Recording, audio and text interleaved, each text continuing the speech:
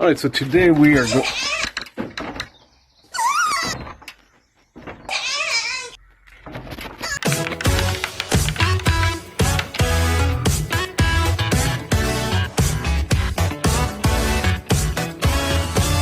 Alright, so third video, is it the third or fourth? I can't remember.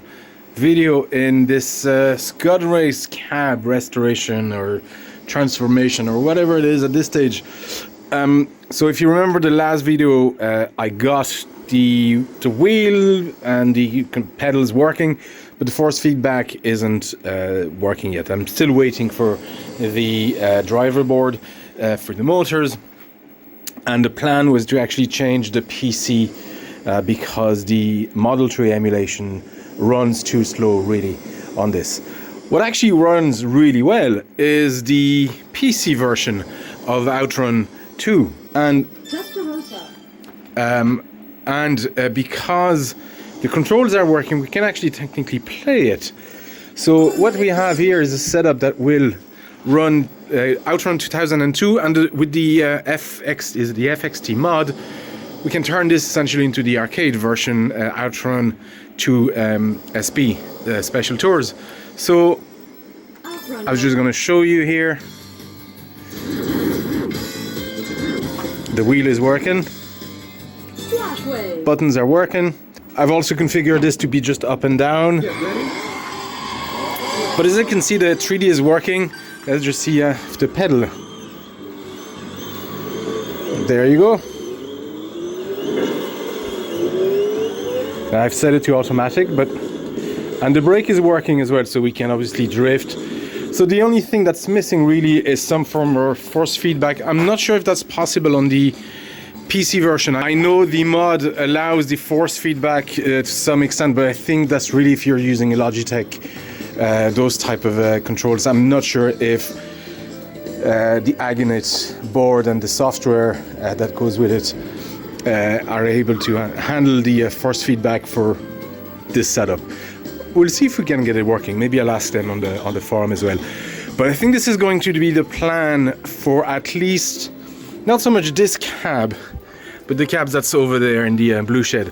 And today my plan was to actually move everything, or at least the PC, because I have the other cab. Okay, stop.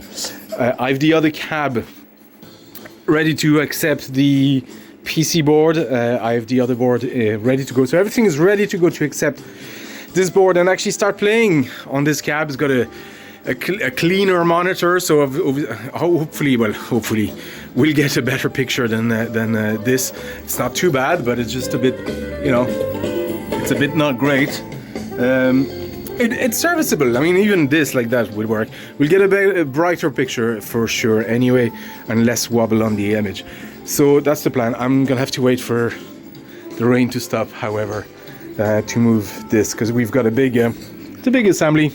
The other thing I've decided to do is, because this one is still original Scud Race, the other one I've actually stripped and resprayed and done all that stuff. So I'm gonna order art from Ollie for an Outrun 2 machine, and keep this one as Scud Race.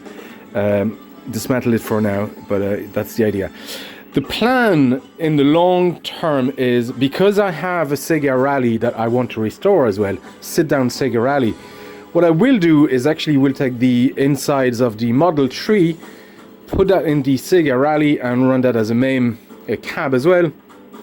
But because Model 3 is much easier to get force feedback to work, with Model 2 you'll need the Model 2 hack board, obviously the FFB board, you'll need PWM board as well, and then make a regulator from 5 to 24-ish volts.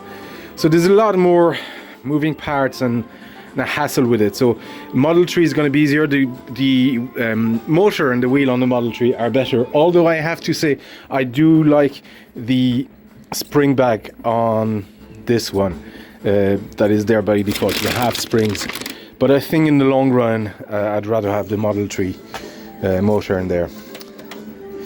So we might do that with essentially this cab. So I'll just take the parts and keep the cosmetic and infrastructure of the Model 2 Sega Rally cab. Alright, you want to do it? This video is sponsored.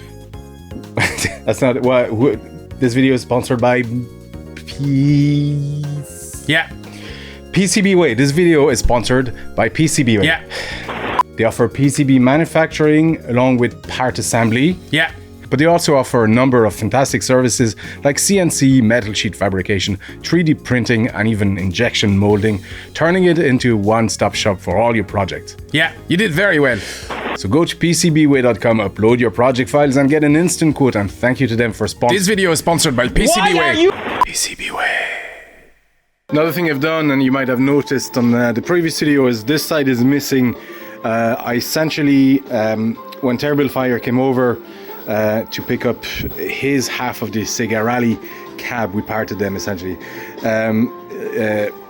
His side was missing one of the sides, so I gave him this one. He's just gonna have to do some paint job on it to make it fit to the Sega Rally. But so this one is essentially missing its side, but that was the idea with the second cab.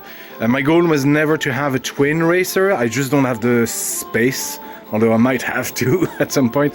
But it was just to use this as a sort of a parts cab for other people who might need parts as well at some point, and for myself just to make one really nice tidy cab. The idea will be to probably have side by side the Sega Rally and the other Scud Race, and on top use the topper, which I have. My initial plan was actually to do a sort of a rig job on this. I've seen somebody do it and half it, so literally take the other half, bring it here and weld everything together and just have one topper on top of the single cab. But now that I have two cabs and I might have to put them in a sort of twin configuration of sorts, why not have the topper on top? And that's not a bad topper to have. I do like the Scud Race topper. It looked odd, it looked mismatched. I can't disagree with you there.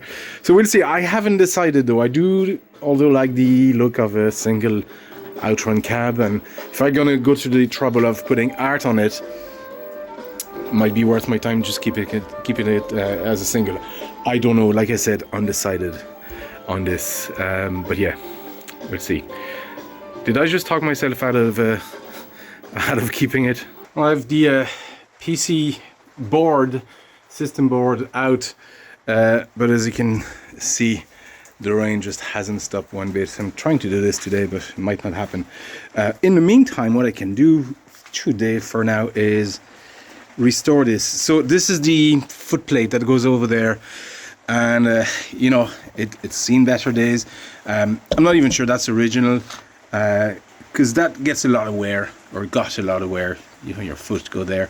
So I might just I'll see what best way I can replace that with. I don't really want a bit of carpet, although yeah, I don't know yet what I want on top of that. A bit of lino might be better, like black lino or something like that, or even a piece of metal with those kind of ridges, you know, whatever it's called.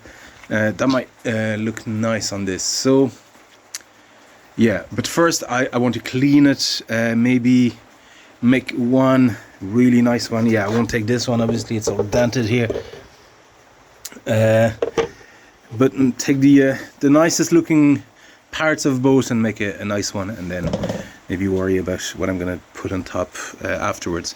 So that's gonna be my goal for now, and it should come apart easy enough. Here, okay, yeah, clean all that and turn it into one good part. Metal is out and cleaned. I might put some wire brush to it for some spots like that.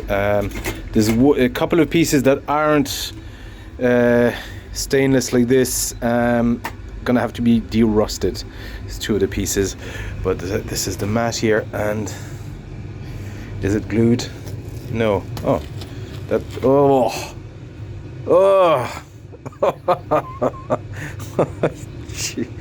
Okay, no.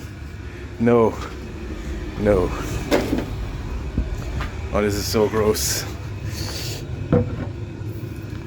And that's just dust that's collected over the years as well. and that actually went underneath the carpet. This is why you want to avoid those sort of materials. On this one the glue stayed a bit longer, but still, yeah, there you go. See, what happens is it wears off, dampness comes in here, sort of starts destroying the glue and the material. Oh, I mean, in time, technically you could just rot the wood, although this is good solid wood, but oh god, look at this.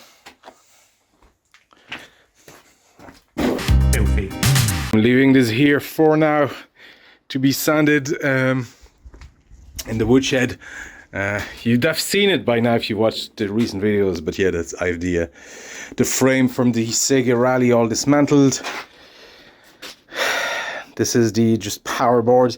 They replaced the original power supply with 2 switchers, which I like as a solution, makes sense.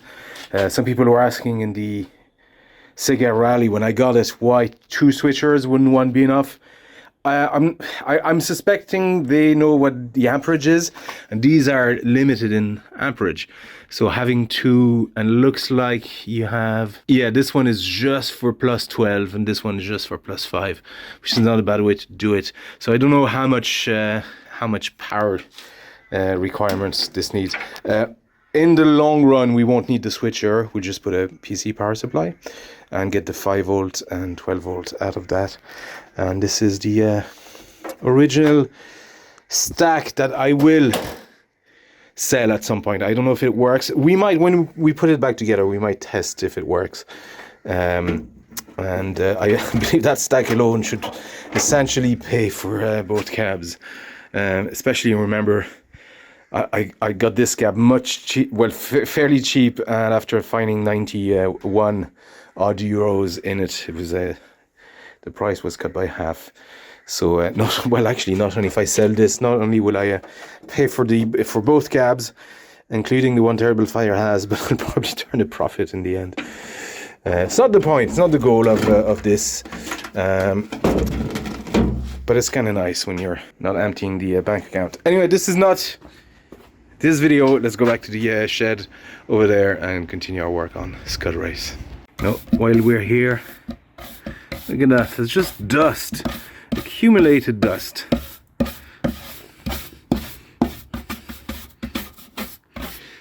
I actually thought it was the material, sort of disintegrated material from the carpet, but it's just dust that has collected.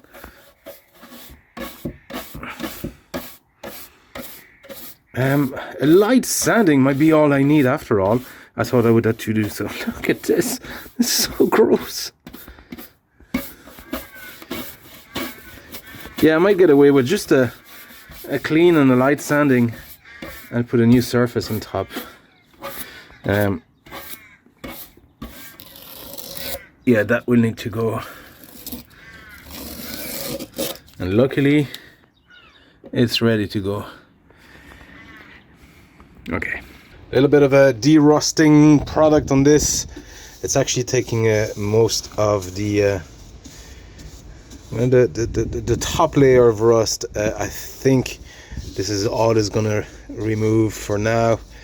I might just for now just oil it just to protect it, and then I'll put the wire wheel to it afterwards. Taking the opportunity to actually dismantle this cab part by part. I have the control panel here. You can see the difference in layout. It's actually kind of the same dashboard, essentially, just the same shape between Model 2 and Model 1. Same stick here. I'm assuming it'd be great if I can actually use this wheel on this dashboard when I replace everything, and I can use a plastic from this guy that looks in slightly better shape, although there's the usual cigarette marks here. It's so funny to see, but there's a big crack here, so hopefully we can use one for the other. You can see the back, the wheel assembly is absolutely huge. This panel it can be removed, but then there's this panel on top of it. But yeah, it's a big assembly, and this is sort of the motor you want to have on these. It's actually a better motor, it seems, than the Model 2. That's what I hear. And this is the assembly is a bit more complex, even the assembly for the Model 2. But the part I like about it, and maybe I can do a hybrid version of sort, but is that I've shown you before. I don't know why I'm showing you again. But this spring assembly, which is actually very neat, because it just offers a tiny bit enough resistance, and then you can let the wheel come back, which I really like. I miss that option in this, which is something you have in the original Outrun. You have that's gonna spring back assembly. Anyway, let's put things away slowly and keep. I'm gonna take this next, and then I need to find room for the monitor to store it. I have the monitor here from the Sega Rally as well. I'm running out of storage space once again. Look what's there though. You probably can't see. Can I zoom in? A couple of coins. What have we there? I always hope these are old Irish coins. I think these are Euro coins. Yeah, they're both small Euro coins. My fortune is made. One of the fun parts of working on these is always discovering, I mean, coins is one thing, but little notes or pieces of receipts or things like that, it's always, or even wrappers, candy wrappers of 20 years ago, and be reminded of some things that have gone since. I think part of the fun of restoring this is and dismantling them and cleaning them is discovering these little reminders of the past.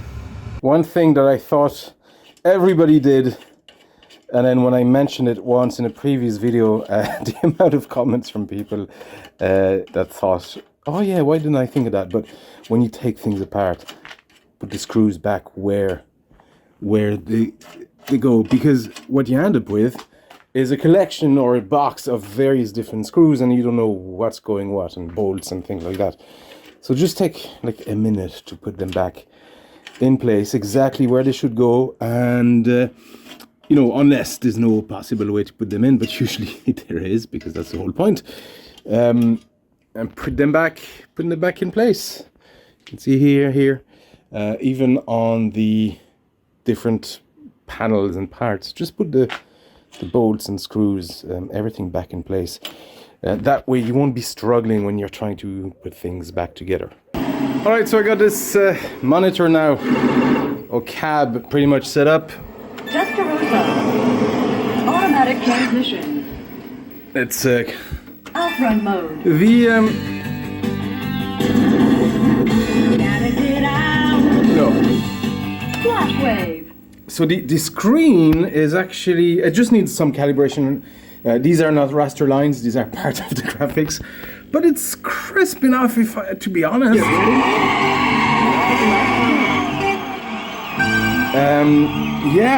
So I just need to do some calibration on the brightness, a bit more brightness, just to calibrate the monitor a bit better than this. But other than that, it's functional. All the pedals are working, gears and the wheel. I need to recenter the pod, so I need to take that apart, recenter the pod, because it's not quite centered.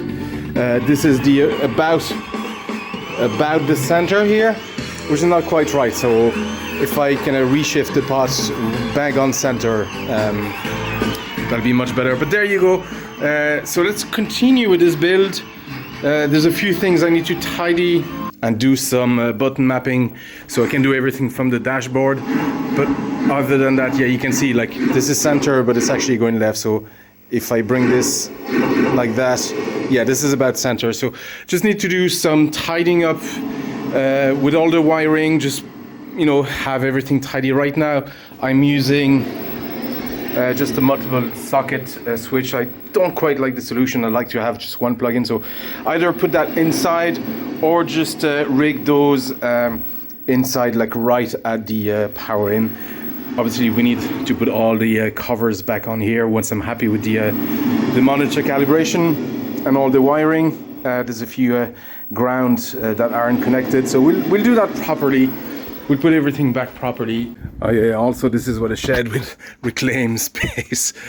Finally, some space looks like. Not for long though, but yeah, I'm gonna have to find just better storage places for this. Maybe move them over there under the woodshed. All right, so I got the dashboard assembly here on the ground, and I just want to calibrate the. Scoot over. I just want to calibrate the pot. So the way you do it is you center the wheel here, and then you take out these. There's one on each side, one here, one here. Remove this, and now we've isolated the pot from the wheel, so we can actually just turn it like that, and this is going to turn the pot itself. And what we do is we measure. We can measure the voltage between, this is the center one. So we measure the voltage between this and this and this and this. And we want to make sure that whatever measurement we get from one side is the same as the other. All right, I've put the wheel back. So the center is bang on. You can see actually some jitter. That's probably a sign of a bad pot. Maybe a cap across would actually help prevent that, but left side is fine. That's the right at the end here, but see what happens on the right side. We've reached max already, and that's after calibration, and we still have some movement. So what I think we have is just an old bad pot. I'm gonna try to, what I'll do is I'll take the pot from the other wheel assembly and put it there, because I know that's much better, that's good, and that's gonna be our assembly. So I'm gonna take this apart again. Okay, so finally, well, first things first, a new pot, recalibrated the wheel. I've also recalibrated the monitor. Refresh rate here is not allowing me to really show that properly, but the colors are much nicer. So another thing I wanted to do was I've put a little push button here. So I've wired all the electrics, the 2 extra plugs that go into the ATX power supplies off. Here there's an outlet. So normally the way the twin plugs in is you get your power in this way, and here there's a power out, and that actually goes into the second cab. So both cabs are powered from the one cab. It goes through the main switch, the EMI filter, and then there's an out here that you plug into the next cab. And so I've actually used that power out to power the 2 ATX power supply. So nice and tidy. And I've added the push button here, because when you power it on your PC1 power, you need to actually push the switch. Now I know I could technically devise a little board that will power on the PC as soon as it detects whatever 3.3 volts or 5 volts, something like that. This is just simple. It's just an extra push. I just boop, boop, and we're done. No messing, and no extra board that can fail and that needs to be troubleshooted. So that's that. And I think next I'm gonna start bolting things back together, because right now everything is still loose. So I'm gonna start with this guy. There's covers here that come here. I think I'm happy enough with the monitor calibration, so I might put the big cover here, and I need to find, I haven't sourced a mat that I'm happy with for the footrest plate, so I need to do that. And then comes the question of artwork. Where do I go for artwork? Where do I know where to go, but do I make this a Scud Race once more? Or do I turn it into an outrun? I mean, the Scud Race art is okay. I don't even think there's for the sit down, at least in Europe, I don't think with art on the side. I could be wrong. There's something about the outrun look of a cab or sit down cab. I might just do that, get some outrun artwork. Get the SP, outrun SP that'll match this guy as well. There's a bit of yellow in there, and that might actually work well. But here you can also add custom music, and I don't know if you know, but I've made a few covers of Outrun in my time, both with acoustic instruments and synths. And the synths are probably my favorite one, really. But so I might see if there's a way to add them in. I think it's very possible. You just need an audio file, and then some info text file of sort for the menu. So I'm going to look into that and see if I can add them. That would actually be fairly cool. Is this turning into an Outrun restoration instead of a Scud Race? People are going to hate me. I'm really sorry if you're a fan of Scud Race or a fan of Strictly Original. I'm putting a lot of the back panels together on the cab, and sort of forgot that these guys have been, well, pretty much sitting here, at least covered, but, you know, semi-outside for a while. And I did actually spend some time to respray them, but I think being here sort of exposed, not exposed actually, it's holding up fine. It's just, yeah, there's a couple of chips here and scratches. So I'm gonna give this a light sand, maybe a hand sand with some very, 400 sandpaper, and a quick respray and like one coat. I need to clean this first. Although there's some, yeah, it's just blemishes. Just one coat and a clear coat before I put this on, back on the cab. All right, so I got a new motor power board in, and if I enable the force feedback, I should see the wheel move on its own. There you go.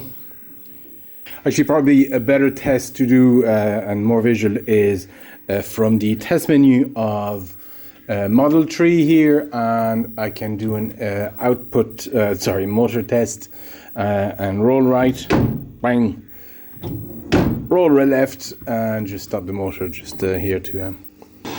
All right, so I think I got the force feedback working on this now. Let me just select anything. Actually, we'll select automatic. Another thing I've done is I've added some of my own remixes. So here you have the original remixes. For some reason on the PC version, Splash Wave doesn't seem to work. I think I've seen somebody mention that in forum. But here, oops.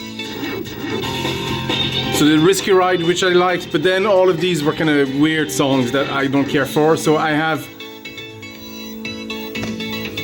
the cruising line from the 3DS version, and I have, oops, come on. Here we have the Camino a Mi Amor, again from the 3DS version. And here it's a synth remix of Magical Sound Shower that I did myself again on the channel. So I might do more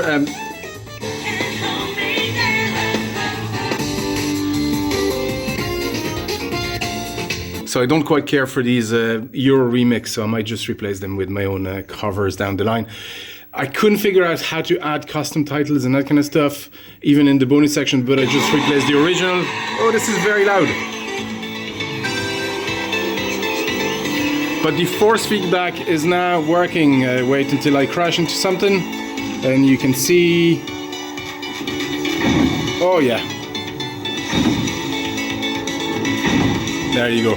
So it works as well on material, so you can actually feel the roughness here of the side. It's like a grit under your wheels. You can feel it here. And then when you crash into a car, as well.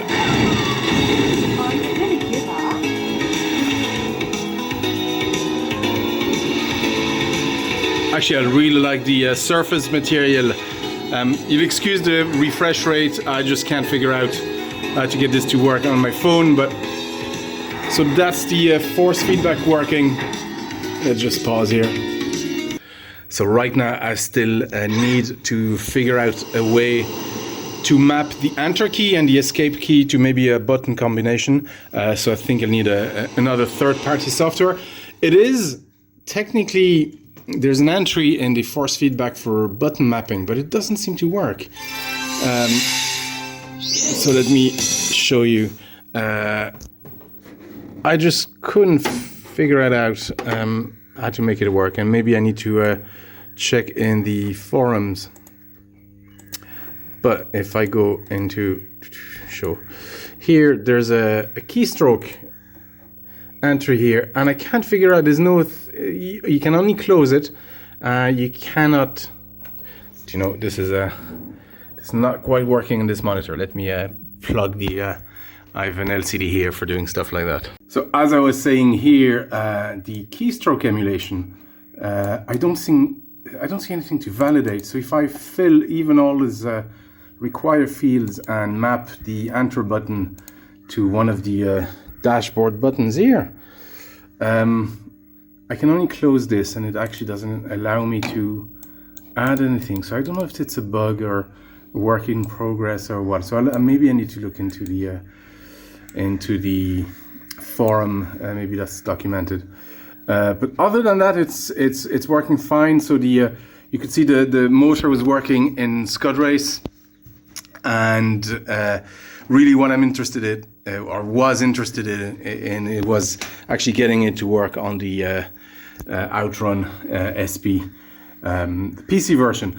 I think there's a resistance in the Lindbergh version, but for that I would need to run TechnoParrot, and I don't think this PC is able to handle that. So everything's a trade-off, but I'm happy with the force feedback the way it is now, and I think I'll leave it at that for now. I might need to put a capacitor across the pot. You can see some slight jitter here. It doesn't really bother me. While playing, you don't really notice it. There's some element of dead zone as well that you can work with, but I think that's worked well. The Outrun coast to coast, the force feedback is enabled here, and then you can add multiplier. So I actually lowered the hard impact. It was 10,000. I lowered it to 9,000, and the car impact to 8. The terrain is actually a bit low. I might actually, yeah, I don't know. I think it's okay as it is, to be honest. Yeah. So there's some configuration to do here. I've enabled all the VR buttons as well. So that's just for Outrun. Right, we're a bit low on light here. It's getting relatively late. So, but anyway, I think I got this cracked. So let me just show you. Power on here and here for the PC, and now this should auto boot. I've bypassed the PIN and password, so it should boot straight into Windows. And on Windows I have this cool just screen and a few icons on screen, but it makes it a bit nicer. It should auto start the wheel, and it should auto start Outrun 2, and we're going to see this moving in a second. In fact, it should move it while it's loading. There you go. It's calibrating. Perfect. And what I've done is I've added auto hotkey to the PC, so it's booting a script that allows me to shut down with just a key combination. So essentially Alt S will shut down the PC, close all the windows and shut down the PC. But that's no good really if you're using a cap. So I figured out, let me just, probably the wheel, yeah. Actually, it's not going to show now, but why the keystrokes here wasn't working. Essentially, it doesn't work in that resolution. I have the resolution here to 800 by 600. It's just to make things a bit more legible on the screen here for me, but it's essentially the add button is here, so that's no good for me. So I changed the resolution. I was able to add the bypass, but I have the shutdown here set to a button combination of 3 buttons, 6, 8, and 10. 6 is this guy, it's yellow. 8 is green, and 10 should be 4th gear or 2nd gear. And if I press those 2 buttons now, it shuts down. Closes all windows and shuts down. So that's handy. So now I don't need the mouse and keyboard to do anything when powering this on or powering it off. I can actually just power on the cab and PC over there, and then just shut down with a 3-button combination. And I think that's it. The force feedback is working. I have the gear shift working as an up and down for this. All buttons I've mapped button, this button here to be the enter key as well, just for this screen. Because here's the only instance where you actually need a keyboard to press enter on. It won't accept anything else. So now this allows you to press this button and you go straight into Outrun SP. And I need to just, there you go. And just enjoy the game. So I think this is gonna be the end of this video. I still have quite just a cosmetics really now. So the footrest needs to be done. I've ordered a piece of metal for it. It's that kind of a checkered metal. I think it's going to look really cool on that. I need to order art from Ollie. I'm going to do that last, but now I need to tackle as well. I can start doing that now, tackle that topper, which is now sitting over there. Hello, cat. Yeah. So I'm going to split that into, just save the art. I'm going to save that art, but including the race leader, and I'll see with Ollie if he can maybe make something perspec wise, maybe a big outrun topper, and I don't know, something else underneath, because I don't need the race leader sort of logo. So I'm going to save the artwork because I kind of know where I can get another topper if I really need one. So and that's just no good to me at this stage. So I think this is going to be the plan for the next video. Footrest, finish that. I've put the coin box as well, and that's going to be to actually store the keyboard and mouse. It's always handy to keep it handy in case I need to do any changes. You don't want to have to, you know, go back and get the keyboard. So that's going to stay in the box here permanently, but it's just there really for sort of finishing and cosmetic. Footrest, topper, art in the next video, hopefully. Anyway, folks, I hope this was interesting. I'm really glad I got the force feedback working. It really adds to the experience. And I think we're going to keep the other cab, that Sega Rally cab, for those Model 2 and 3 games. It might be better, a better cab suited, and I'm going to use the second Model 3 to put in the Sega Rally cab. I think that's going to be my plan of action for that, but it's way down the line. First, we need to finish this in the next video and then move on to other projects. Folks, thank you for watching. I hope, again, this was interesting, and see you next time.